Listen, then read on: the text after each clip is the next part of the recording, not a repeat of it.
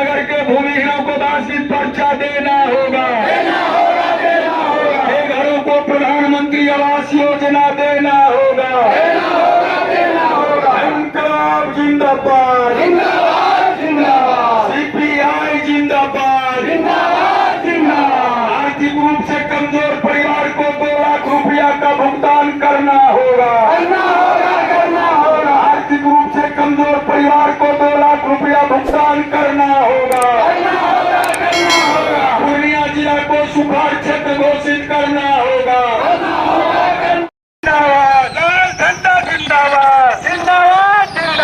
भारतीय communist party जिंदाबाद, भारतीय कम्युनिस्ट पार्टी जिंदाबाद। हमारी मांग पूरी करो, दखल पट्टाधारियों को दखल दिलाना होगा।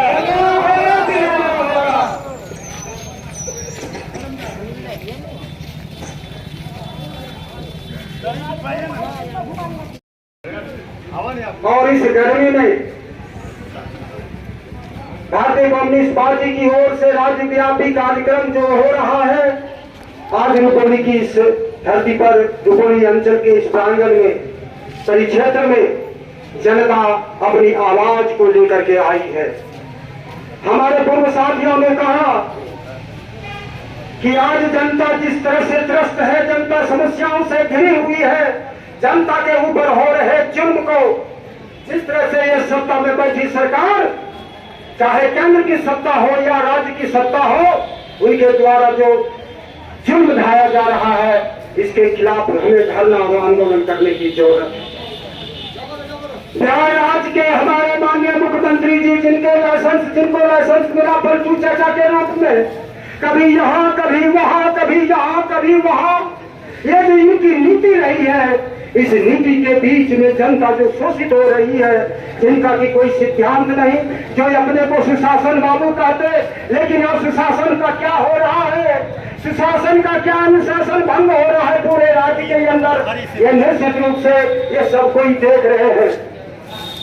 केंद्र से लेकर राज्य सरकार जनता की कोई मांग पूरा नहीं करते। सरकार है, दलितों और पिछड़ों की सरकार है, या पूंजीपतियों की सरकार है, या मुट्ठी भर संपन्न लोगों की सरकार है, फैसला आपको करना है, फैसला आपको करना है।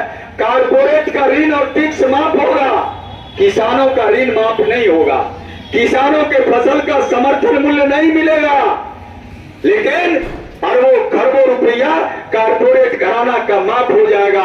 हमारी पार्टी भारतीय कम्युनिस्ट पार्टी कहती है कि किसानों के फसल का समर्थन मूल्य देना होगा, सस्ती दर पर खाद देना होगा और किसानों का ऋण माफ करना होगा।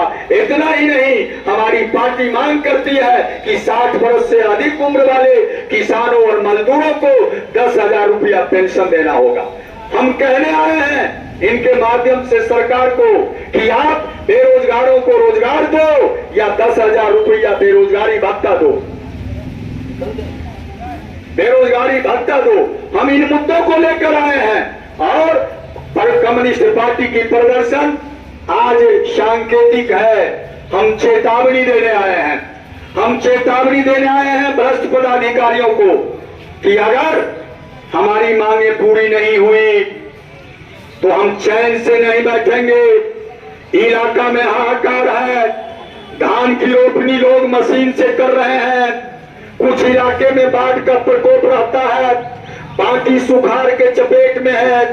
पूर्णिया जिला को सुखाड़ क्षेत्र घोषित करो, बाढ़ और सुखाड़ का अस्थायी निदान करो।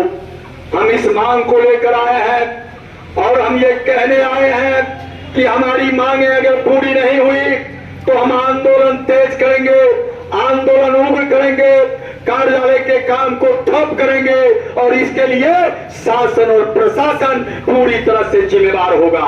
कम्युनिस्ट पार्टी का इतिहास है, आज लाखों एकड़ जमीन पर झंडा गाड़कर हमने गरीबों को बसाया है, मान सम्मान दिलाया है। जब छुआछूत बैठ लगाड़ी का दौर था तो यही कम्युनिस्ट पार्टी छुआछूत और बैठ लगाड़ी को तोड़ने का काम किया, गरीबों को सम्मान दिलाया। लेकिन आज फिर से पूंजीवादी व्यवस्था, मनुवादी व्यवस्था इस देश में हावी हो गया है। जिसने तिरंगा को जलाया, वो आज राष्ट्रीय तिरंगा यात्रा निकाल रहा है। जिसने देश के संविधान को जलाया वो संविधान की कसमें खा रहा है। वह देश के दिल्ली के सल्तनत पर बैठी भारतीय जनता पार्टी गायब है। लगातार हमें ठगा जा रहा है, हमारे समस्याओं को नजरअंदाज किया जा रहा है। न सिर्फ सुनील मुखर्जी, आजाद नगर या अन्य गांव, हम कहते हैं कि तमाम पंचायतों और गांव में भूमिहीनों को सर्वेक्षण कराओ और अभियान बसेरा 2 के तहत 5 डिसमिल बास की पर्चा दो। हम ये मांग करने आए हैं। हम मांग करने आए हैं कि लाल कार्डधारी हो या पर्चाधारी हो, जो बेदखल है उसको जमीन पर कब्जा दिलाई जाए।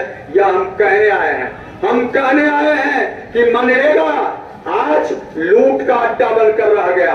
70% कमीशन में चला जाता है। हमारी कम्युनिस्ट पार्टी ने पार्लियामेंट में संघर्ष करके मनमोहन सिंह की प्रथम सरकार में यह कानून बनाया कि साल में 100 दिन मजदूरों को काम मिलेगा। लेकिन आज वह मजदूरों को काम के बदले दलालों के हाथ वो मनरेगा खेल रहा है। काम किसी के दूसरे के खाता में पैसा आ रहा है और वो पैसा ठेकेदार और दलाल उठा रहा है। मनरेगा पूरी तरह से भ्रष्टाचार के आक्रोश में जा चुका है। वैसे हम मांग करते हैं कि मनरेगा के अंदर 200 दिन काम दिया जाए और कम से कम 600 रुपया मजदूरी दिया जाए। जो आपको आवास मिलता था, प्रधानमंत्री आवास योजना, अब नए लोगों का उसमें चयन नहीं हो रहा है। पदाधिकारी कह रहे हैं कि अब सरकार के यहां से आवंटन रुक गया है। बुढ़वा बुढ़िया को जो पेंशन मिल जाता था, ऑनलाइन आवेदन करते थे, स्वीकार हो जाता था। आज महीनों से आप आवेदन कर रहे हो और वह स्वीकार नहीं हो रहा है। कहां है सरकार? क्या कर रही है सरकार? ये बजट पेश किया अभी पार्लियामेंट के अंदर, क्या कहा? सोना का कीमत, चांदी का कीमत घट गया, चमड़ा के सामान का कीमत घट गया, टीवी का और मोबाइल का कीमत घट गया और बढ़ किसका गया? आवश्यक सामानों की कीमत, खाद की कीमत, रसोई गैस की कीमत, सरसों तेल की कीमत, बीज की कीमत, जीवन रक्षक दवाओं की कीमत, कीटनाशक दवाओं की कीमत, लोहा की कीमत, सीमेंट की कीमत, प्लास्टिक की सामानों की कीमत, वो वृद्धि हो गया, उसका कीमतें बढ़ गई। ये सरकार गरीबों की है कि पूंजीपतियों की? यह फैसला आपको करना है। ये मोदी जी कहे थे कि हम 2 करोड़ लोगों को रोजगार देंगे, नौकरी देंगे, नौकरी नहीं मिला। इस बार बजट में कहा कि निजी कंपनी रोजगार देगी, निजी कंपनी रोजगार देगी। 500 प्राइवेट कंपनी हमारे देश में काम कर रही है, उसमें 2 करोड़ लोगों को रोजगार मिलेगा, सरकारी नौकरी नहीं। सरकारी नौकरी का दरवाजा बंद हो गया। मैं पिछड़े भाइयों से, दलित भाइयों से पूछना चाहते हैं, जब सरकारी नौकरी का दरवाजा बंद हो गया, आपके आरक्षण का कहां चला गया? क्या हुआ आपके आरक्षण को, जो भारतीय संविधान ने आपको अधिकार दिया था? और पीपी सिंह की सरकार ने मंडल कमीशन को लागू किया। आज एक सुनियोजित साजिश के तहत